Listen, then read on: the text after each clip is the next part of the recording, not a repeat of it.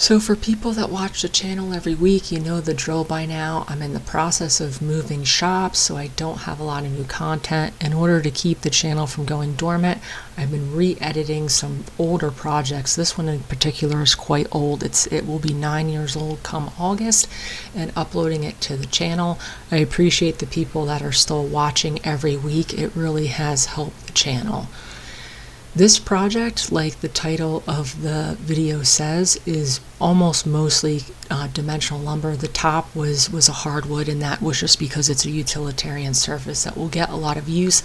I never recommend using a softwood for something like that. But the entire base was made out of dimensional lumber.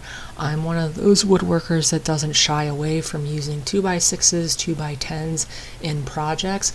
The one thing especially because this base is going to be painted, then it's even an exceptional lumber because you won't notice that it's not oak, even if it was oak.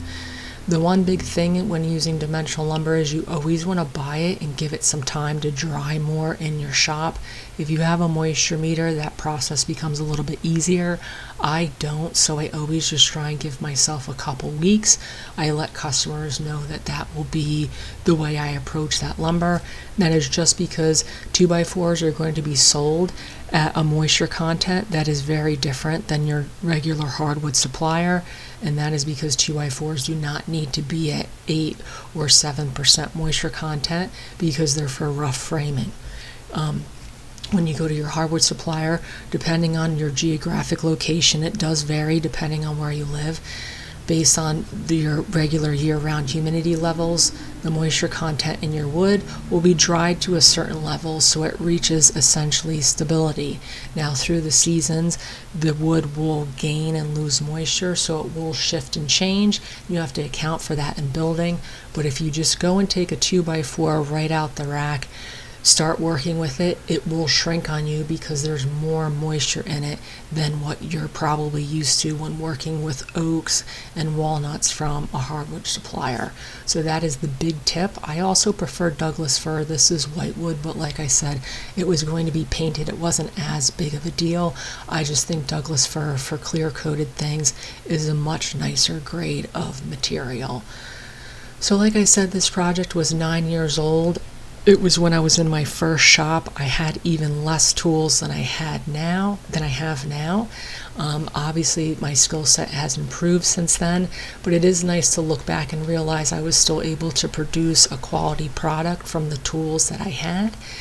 This customer in particular was one of my first bigger jobs, which was exciting, and I ended up making stuff for her for quite a few years, really up until I moved, and that is because I think she moved as well, even though I'm not 100% sure on that. And I can only assume that this table has withstood the test of time based on the fact that she has not reached out to me saying it has not. Now, once you get to the finishing part of this video, it is a little odd and different, and that is because she wanted the finished look on this table to be shabby chic, but she also wanted it to look aged, which kind of goes hand in hand with shabby chic, which is harder to do on a newer piece of furniture. So I created multiple layers of a stain color and then multiple layers of paint on top of that. So as you sanded through the layers, it did give the effect of it having multiple hues and colors, not just of white, but also of the wood. Because when you sanded down to the bare wood, it was a different color than the stained wood.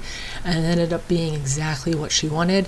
And we ended up going with an epoxy coat for the top, which is the first and hopefully the last time I've used epoxy on a large project like this, but she just wanted a bar top style finish, so she never had to deal with refinishing the table, which is going to be a plus side of epoxy, even though it will yellow. So the tabletop was actually made of ash, which is a hardwood. Probably wasn't as necessary considering that the top was epoxied, but the reason the top wasn't made out of pine was just because for a kitchen tabletop, unless you want it to get dings and aged over the years, pine's not going to be a great first choice for that. But all in all, this ended up being a pretty solid project. This was one of those customers I really liked and had a relationship with her for, like I said, quite a few years after this. And like I said, as far as I know, this table still looks great.